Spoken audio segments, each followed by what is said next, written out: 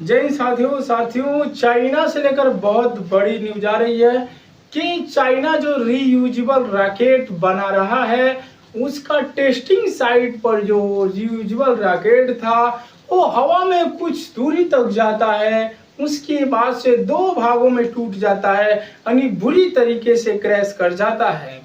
China के media में इस तरीके की तस्वीरें आपको देखने के लिए नहीं मिलती है, लेकिन किसी ने जैसे गांव साइड में ही चाइना का लॉन्चिंग पैड है जो लॉन्च करता है रॉकेट को, तो ये गांव साइड था, गांव साइड में टेस्टिंग कर रहा था और जो रियूजेबल रॉकेट बना रहा था चाइना वो दो भागों में ब्रेक हो जाता है। जैसे एक भाग टूटता है नीचे आकर वो भी ब्लास्ट होता है, नीचे वाला ऊपर वाला भाग जलते हुए कुछ दूरी तक जाता है, पुनः आकाश में कुछ दूरी तय करता है, पुनः गिर जाता है। इसको लेकर के दुनिया में तरह तरह के सवाल उठ रहे हैं। अब बात करेंगे चाइना में इतना रॉकेट क्यों क्रैश होता है, क्योंकि अगर इंडिया से तुलना किया जाए तो लगभग डबल है, यानी चाइना का जो रॉकेट की क्षति है इंडिया से डबल है। इंडिया में अक्सर करके रॉकेट क्रैश होते नहीं है जितना चाइना में होते हैं। जिस वीडियो से फुटेज मिला है जिन्होंने रिकॉर्ड किया है आवाज को, जिन्होंने वीडियोज को, जब गांव साइड था तो गांव से किसी ने इसे रिकॉर्ड कर लिया। जैसे रिकॉर्ड किया इस वीडियो को तो कोई बोल रहा है इसको इंटरनेट पर मत डालना, नेट पर मत डालना, जिसको मंदारी समझ, ये चाइनीज भाषा में बोल रहा था, जिसको मंदारी समझ में आती है वो अच्छे से इसको समझ पाया और जिसको मंदारी समझ है चाइना व्यक्ति कर रहा है मत डालना, क्योंकि जानता है नेट पर डालने के बाद क्या होगा। और क्योंकि ये भी कहा जा रहा है जो व्यक्ति इस वीडियो को सोशल मीडिया पर पोस्ट किया है उसका उसके साथ बहुत गलत बर्ताव करेगा चाइना, उसके जेल की हवा भी हानि पड़ सकती है। तो बाकी आप क्या सोचते हैं? और चाइना का देखिए भारत का लॉन्चिंग पैड कहीं इसका नहीं क्रैश होता है, लेकिन इतना ज्यादा नहीं होता, एकदम नाम मात्र का 100 में 1-2 हो गया नहीं तो नहीं होता।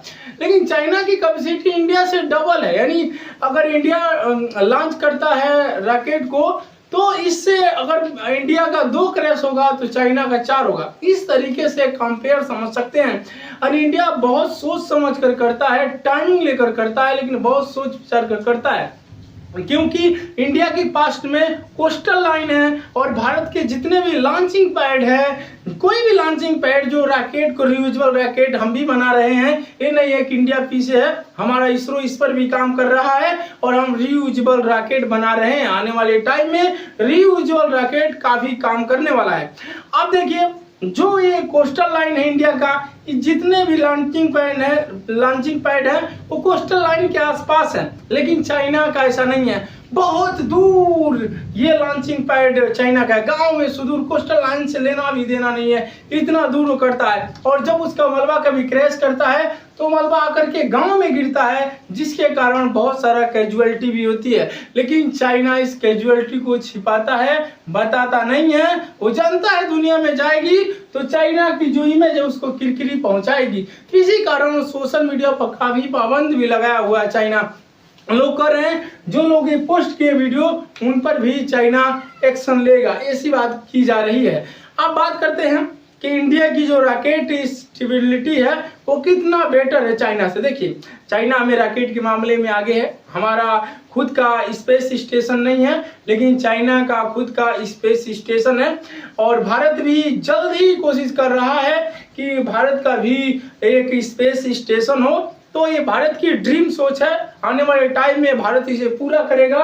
स्पेस स्टेशन की जो ये इमेज देख रहे हैं, भारत भी इस पर काम कर रहा है और आने वाले दिनों में भारत इसमें आशा करते हैं कि कामयाबी के शिखर पर जाएगा। अब बात करते हैं, ये तो बात हो गई। अब भारत एक सूर्य मिशन करके एक लॉन्च करने वाला है, जो इसका रॉकेट है वो लंबी दूरी तय करेगा और बहुत हैवी कैपेसिटी को लेकर जाएगा। ये इंडिया डेवलप कर रहा है सर रियूजेबल रॉकेट को, जो इसको आगे चल करके इसरो इसे लॉन्च करने वाली है और ये बहुत भारी भरकम होगा ये रॉकेट, क्योंकि हम सूर्य मिशन के तहत इसे ले जाएंगे तो ये बड़ी बड़ी, जैसे मान लीजिए हमें स्पेस स्टेशन डेवलप किया है, जैसे चाइना खुद का किया है, तो हमारा स्पेस स्टेशन होगा तो सर बहुत सारे सामान, बहुत सारी चीज़ें ले जानी पड़ती हैं। तो जब वहाँ ले जाएंगे, इंस्टॉल करेंगे, तो उसके लिए भारी भरकम रॉकेट की आवश्यकता होगी, जिसके लिए भारत का सूर्य मिशन जो लॉन्च हो रहा है, जो सूर्या के नाम से लॉन्च हो रहा है, वो काफ़ी ज़्यादा हेल्प करने वाला है। बाकी अब क्या सोचते हैं, अपनी प्रतिक्रिया कमेंट बॉक्स में अवश्य दीजिएगा। आगे आने वाले टाइम में भारत का बाउंस बैक सीधे सुपर पावर से होना है, क्योंकि भारत का जो इसरो है, डीआरडीओ सेना के लिए काफी अच्छा कार्य कर रही है। और हमारा जो इसरो है, इसरो भारत की आन बान शान में 4 चांद लगाने की बात करता है। और हम आगे भविष्य में चांद पर मून मिशन भेजने वाले हैं। जानते हैं, मून मिशन नहीं, मानव को भी चांद पर उतारने का हमारा मिशन है। तो इसके लिए हमें भारी भरकम रॉकेट की आवश्यकता है, जो अंतर्राष्ट्रीय, जो हमें हमारा जो खुद का स्टेशन, स्पेस स्टेशन डेवलप होगा, वहां तक जाए। फिर वहां जाने के बाद हम चांद की दूरी को अवलोकन करेंगे, फिर चांद पर जाना हमारा सक्सेसफुल होगा। तो इंडिया का मिशन है कि भारतीयों को चांद की सरजमी पर उतारने का। तो इसमें डीआरडीओ, इसरो की टीम पूरी लगी हुई है, और भारत के 140 करोड़ देशवासियों की भावनाएं, उनका प्यार इसरो के साथ है। इसरो ऐसा करेगा तो इन भारतीयों को काफी